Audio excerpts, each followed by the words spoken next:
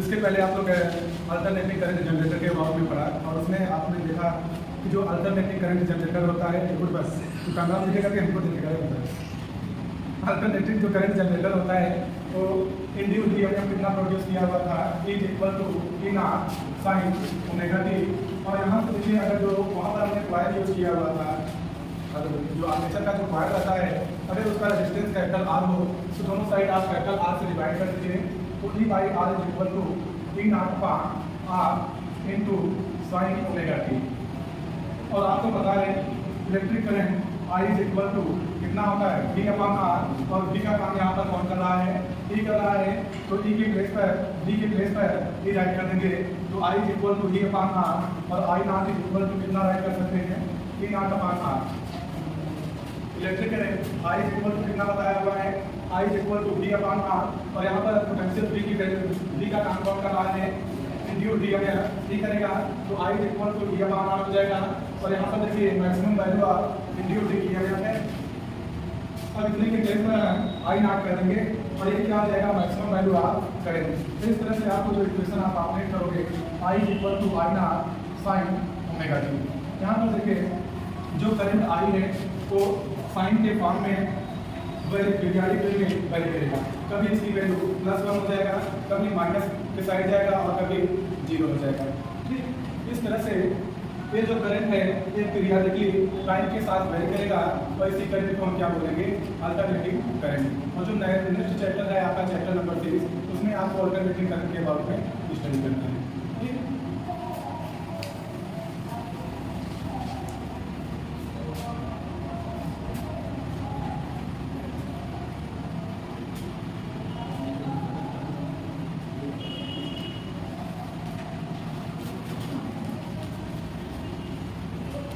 Alternative current chapter number 6 NCERT के तारीख alternative current है और उसमें आपको पूरा का पूरा ये जो अल्टरनेटिव करंट होता है इसके बाद में स्टडी करना है।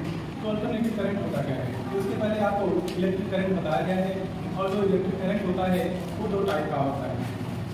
There are 2 types of electric current है डायरेक्ट करंट। पहला कौन सा होगा डायरेक्ट करंट और इसे क्या बोलते हैं डीसी बोलते हैं। क्या बोलेंगे डीसी। और दूसरा कौन सा हो जाएगा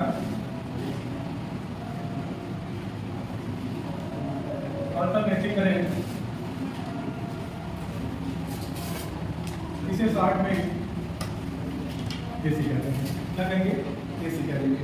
तो ये डायरेक्ट करंट क्या होता है ऐसा करंट जो टाइम के साथ वेरी नहीं करता है स्टडी बना रहता है उसे डायरेक्ट करंट कहते हैं। जो बैटरी से मिलने वाला करंट होता है वो डायरेक्ट करंट होता है। इसकी वैल्यू जो है टाइम के साथ चेंज नहीं होगा। अगर स्टार्टिंग में 5 एम्पीयर का करंट फ्लो कर रहा है तो जब स्विच ऑफ करने जाएंगे तब पर भी 5 एम्पीयर का ही करंट फ्लो करेगा। ठीक तो जब हम अल्टरनेटिंग करंट के लिए करंट आई और टाइम टी के बीच ग्राफ प्लॉट करेंगे वो जो ग्राफ होगा कोई एक्स एक्सिस के पैरेलल एक स्ट्रेट लाइन आ जाएगा। हमेशा अगर फिक्स वैल्यू के लिए आप ग्राफ प्लॉट करोगे तो स्ट्रेट लाइन नहीं मिलेगा। यहाँ पर सपोज कर लेते हैं करंट कितना फ्लो कर रहा है आई फ्लो कर रहा है। देखिए जैसे जैसे टाइम बढ़ रहा है टाइम इंक्रीज होने के साथ साथ यहाँ पर करंट में कोई इंक्रीमेंट नहीं हो रहा है। अगर स्टार्टिंग में आई इक्वल टू 5 एम्पीयर है तो लास्ट में भी आई इक्वल टू 5 एम्पीयर ही रहेगा। इस तरह का करंट जिसकी वैल्यू टाइम के साथ चेंज नहीं होता है उसे हम अल्टरनेटिव करंट कहेंगे। ठीक यहाँ तक कोई डाउट। जो बैटरी से मिलने वाला करंट होता है यहाँ तक कि इन्वर्टर भी क्या करता है जो अल्टरनेटिंग करंट होता है उसको डायरेक्ट करंट में कन्वर्ट करके बैटरी में स्टोर कर देता है वो भी अल्टरनेटिंग करंट ही होता है। वो भी डीसी ही होता है। तो जितनी भी बैटरी है उससे जो मिलने वाला करंट होगा उसे कौन सा करंट करेंगे अल्टरनेटिव करंट करेंगे सॉरी डायरेक्ट करंट करेंगे। ठीक बैटरी से जो मिलने वाला करंट होगा उसे कौन सा करंट कहेंगे डायरेक्ट करंट कहेंगे। और डायरेक्ट करंट अगर पकड़ लिया है तो छोड़ेगा नहीं अच्छे से एकदम चिपका लेता है और तब छोड़ेगा जब काम तमाम हो चुका रहेगा। और दूसरा कौन सा है अल्टरनेटिव करंट।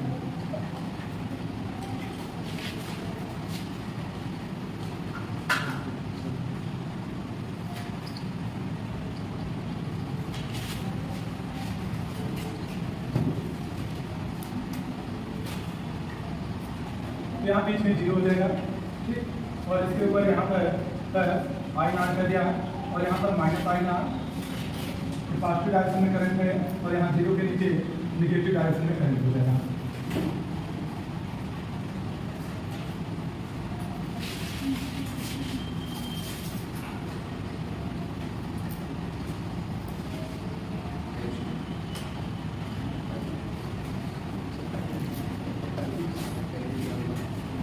तो अल्टरनेटिंग करंट क्या होगा? वह करंट जो टाइम के साथ वेरी करता है, वह करंट जो टाइम के साथ पीरियडिकली वेरी करता है, उस करंट को हम अल्टरनेटिंग करंट कहते हैं। कौन सा करंट कहते हैं? अल्टरनेटिंग करंट कहेंगे। जो किसी भी इलेक्ट्रिक सोर्स से मिलने वाला करंट होता है, कौन सा करंट होता है? अल्टरनेटिंग करंट होता है। जो ट्रांसफार्मर से आप लोगों के घर तक करंट आता है, वो कौन सा करंट होगा? अल्टरनेटिंग करंट होगा। और इसकी वैल्यू एक बार जीरो रहेगा, फिर मैक्सिमम वैल्यू को ऑपरेट करेगा प्लस आई नॉट, और फिर जीरो हो जाएगा, फिर इस साइड जो है माइनस आई नॉट, फिर जीरो, फिर प्लस आई नॉट। इस तरह से पीरियडिक वे में लगातार टाइम के साथ क्या होता है? चेंज होता रहता है। इसकी जो वैल्यू है आई प्लस आई नॉट और माइनस आई नॉट के बीच बार बार ऑसिलेट करता रहता है। ठीक है, तो अल्टरनेटिंग करंट किसे कहेंगे? दी current which changes periodically with respect to time is called alternating current। इसे क्या कहेंगे? अल्टरनेटिंग करंट कहेंगे। आई बात समझ में? अब यहाँ पर देखिए, इसके पहले हमने बताया था कि अल्टरनेटिंग करंट कहाँ से जनरेट करते हैं। जो अल्टरनेटिंग करंट होता है उसको जनरेट करने के लिए हमने एसी जनरेटर का यूज किया हुआ था, और वहाँ पर induced EMF is equal to A naught sine omega T आया होगा, और उसके बाद फिर आई इज इक्वल टू आई ना साइन ओमेगा टी था। यही था ना, जहाँ पर ओमेगा टी क्या है? करंट का फेज है। ओमेगा टी क्या है? फेज है। ये एंगल बताएगा। देखिए यहाँ पर हम सपोज कर लेते हैं ये यूनिफॉर्म इलेक्ट्रिक फील्ड बी, और इस यूनिफॉर्म इलेक्ट्रिक फील्ड में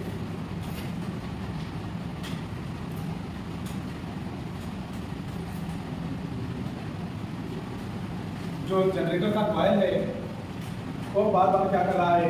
रोटेट कर रहा है। स्टार्टिंग में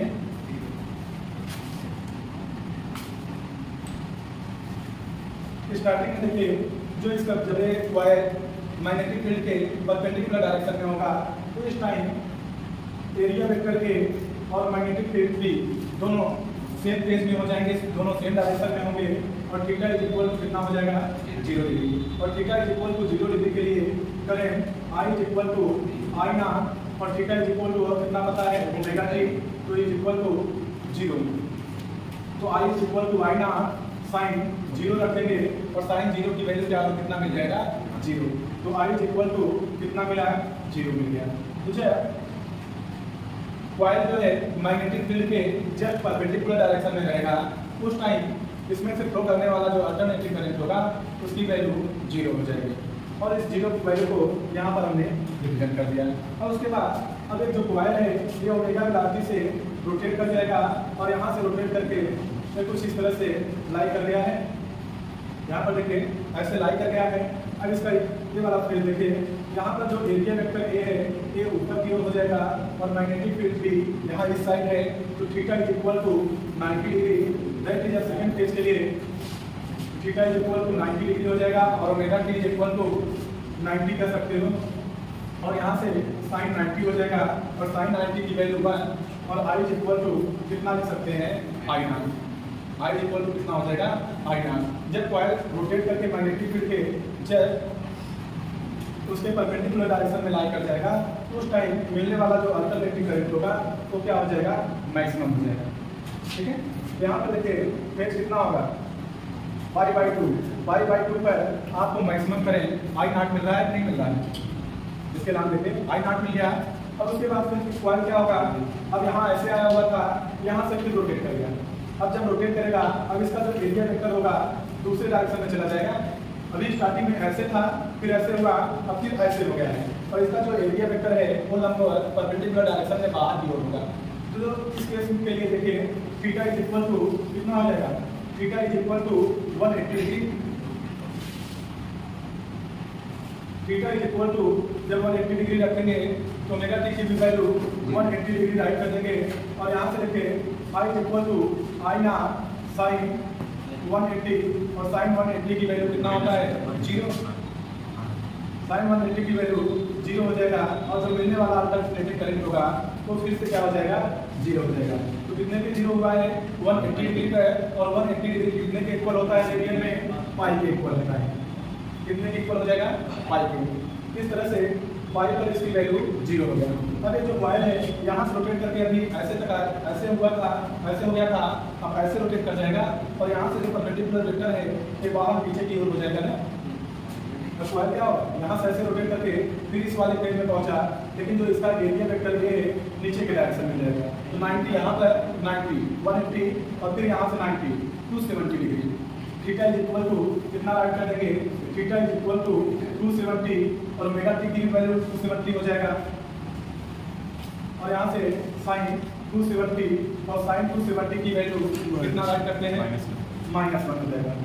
इस तरह से minus I naught I equal कितना हो गया माइनस आई नॉट हो गया। और इस पेज में जब माइनस आई नॉट होगा तो माइनस आई नॉट नीचे की ओर है ना, यहाँ पर राइट कर देंगे और फिर अब कॉइल को फिर एक बार घुमाएंगे तो ये अपने इनिशियल पेज पे चला जाएगा। अब कितना घूम चुका है 360 डिग्री। कितना घुमा 360 डिग्री और 360 के लिए साइन की वैल्यू कितना होता है 0।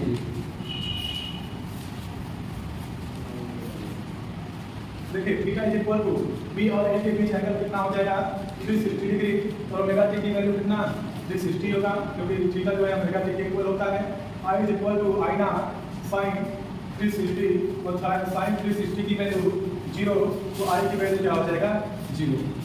यहाँ से फिर कितना हो गया 0 हो गया।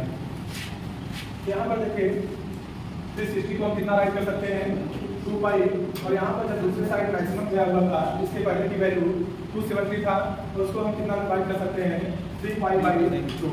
कितना राइट कर सकते हैं 3 पाई बाई 2। इस तरह से हम देख रहे हैं every pi by 2 that is 90 degree पर इसका जो वैल्यू है वो फेस के अकॉर्डिंग कॉइल के घूमने के अकॉर्डिंग लगातार क्या हो रहा है चेंज हो रहा है।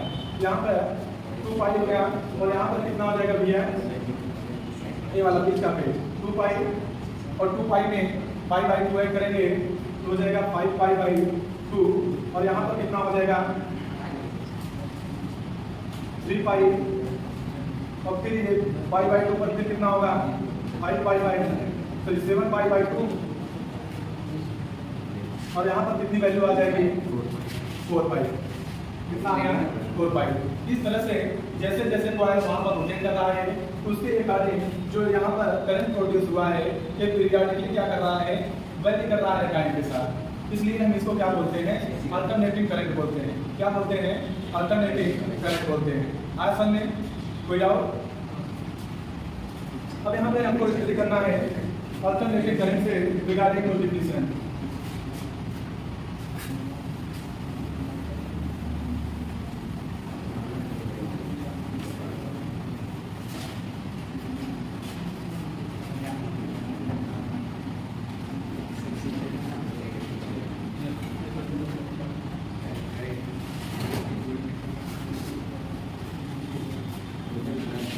तो क्या है it value are maximum value of alternating current.